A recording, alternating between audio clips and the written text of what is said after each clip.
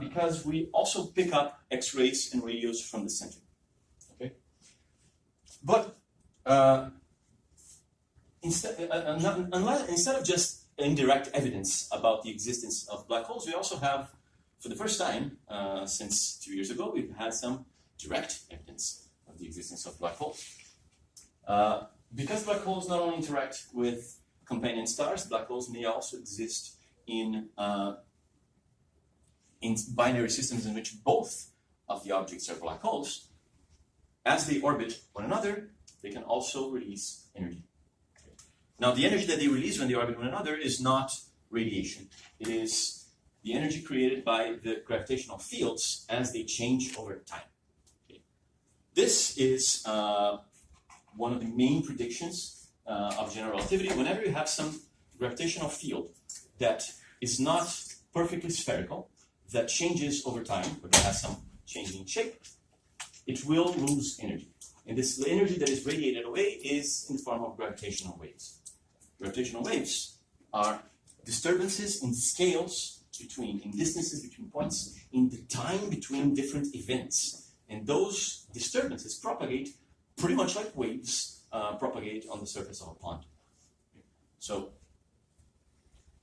the idea behind a gravitational wave is basically if you have a distance between 2 points, and if a gravitational wave passes through these 2 points, the distance between my hands is going to change.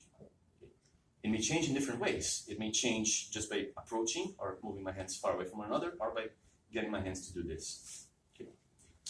Because this distance changes, we can pick up how much the distance changes by using the same technology that allows for arrays of telescopes to become more precise, interferometry. So, the LIGO gravitational wave detector works exactly like this.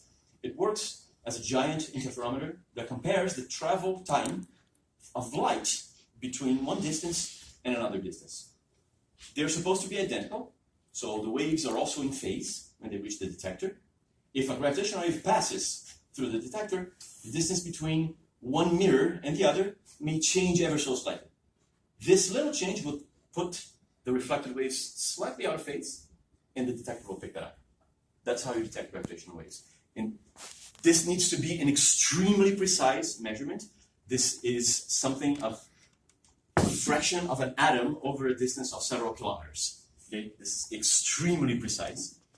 But with sufficient noise to signal ratios, we've been able to detect that. Okay? So here is just a sample of the collisions of black holes that LIGO has detected so far.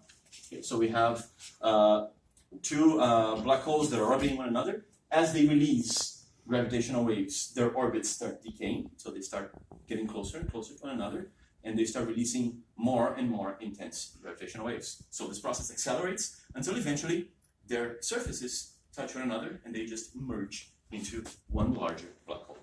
This merging process releases a lot of gravitational waves that vibrate in a frequency that is actually compatible with human hearing.